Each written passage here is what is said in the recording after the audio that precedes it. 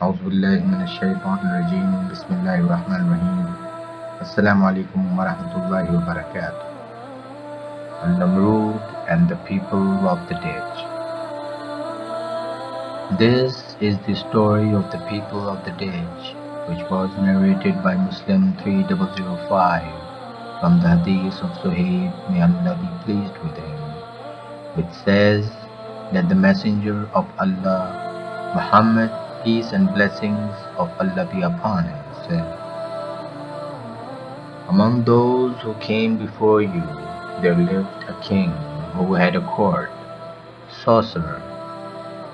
As he, the sorcerer, grew old, he said to the king, I have grown old, so send some young boy to me so that I may teach him magic. He, the king, sent a boy to him so that he might train him in magic. On his way to the sorcerer, he, the boy, met a monk and sat with him.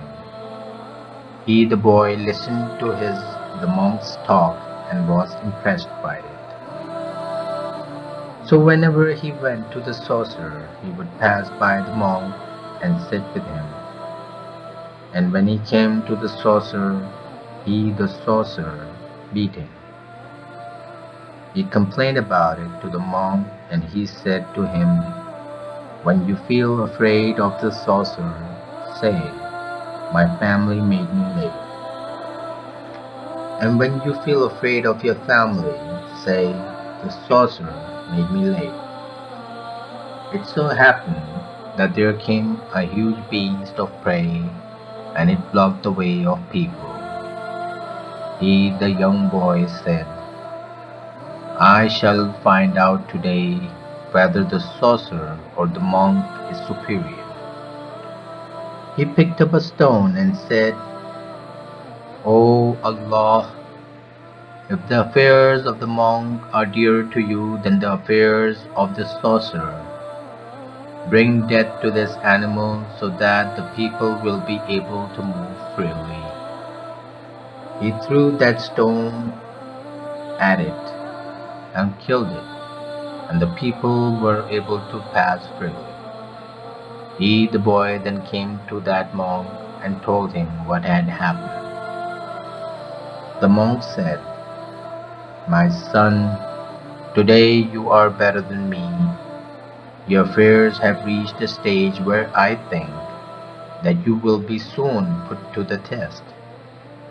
And in case you are put to the test, do not reveal my identity.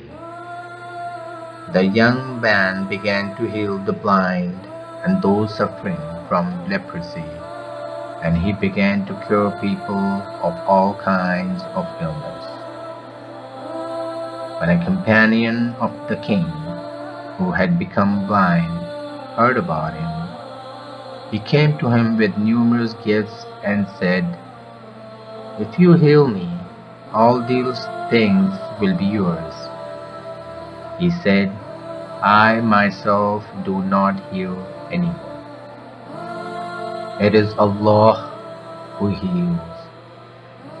If you believe in Allah, I shall also pray to Allah to heal you. He believed in Allah and Allah healed him. He came to the king and sat by his side, and he used to sit before. The king said to him, who restored your eyesight? He said, my lord.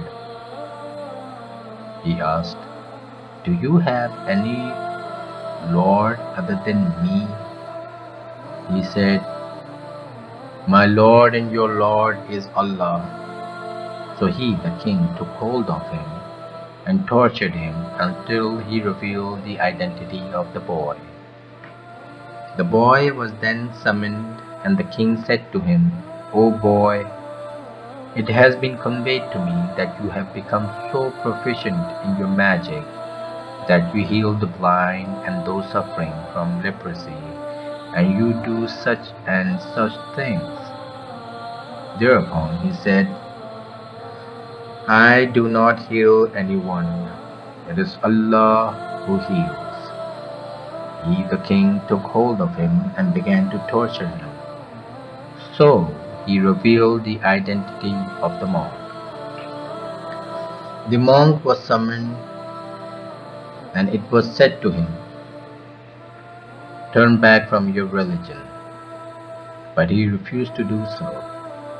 He ordered a saw to be brought, and he, the king, placed it in the middle of his head and cut it until it fell apart. Then the courtier of the king was brought, and it was said to him, "Turn your back from your religion." But he refused to do so. So the saw was placed in the middle of his head, and it was cut until he fell apart. Then the boy was brought, and it was said to him, "Turn back from your religion." He refused to do so, and he was handed over to a group of his courtiers. He said to them, "Take him to such and such a mountain. Make him climb that mountain, and when you reach its top, ask him to renounce his faith. But if he refuses to do so, then throw him down the mountain." So they took him and made him climb the mountain, and he said, "O Allah, save me from them however you will." The mountain began to shake, and they all fell down. And the boy came walking back to the king. The king said to him, "What has happened to your companions?" He said, "Allah has saved me from them." He again handed him to some of his courtiers and said, "Take him and carry him away in a small boat, and when you reach in the middle of the ocean, ask him to renounce his religion. But if he does not renounce his religion, throw him into the water." So they took him, and he said, "O Allah, save me from them and what they want to do." It was not long before the boat overturned and they were drowned. But he came walking back to the king. The king said to him, "What has happened to your companions?" He said, "Allah has saved me from them." He also said to the king, "You cannot kill me until you do what I ask you to do." And he said, "What is that?" He said, "You should gather people in a plain and crucify me on the trunk of a tree. Then take an arrow from my quiver and say, 'In the name of Allah, the Lord of the boy,' then shoot an arrow, and if you do that, then you will be able to kill me." So he, the king, called the people to an open plain and crucified him, the boy, on the trunk of a tree. Then he took an arrow from his quiver, placed the arrow in the bow, and then said, "In the name of Allah, the Lord of the boy," and then shot an arrow and hit his temple. He, the boy, placed his hand upon the temple where the arrow had hit him, and he died. The people said, "We believe in the Lord of this boy. We believe in the Lord of this boy. We believe in the Lord of this boy." Some people came to the king and said to him, "Do you realize that what feared has happened?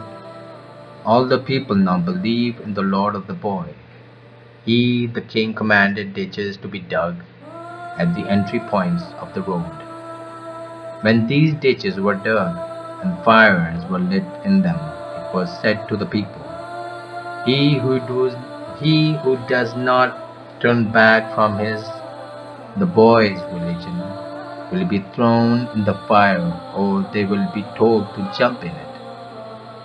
So they started to do that until a woman with her child, and she hesitated to jump into the fire. Then her child said to her, "O mother, be patient, for you are following the truth."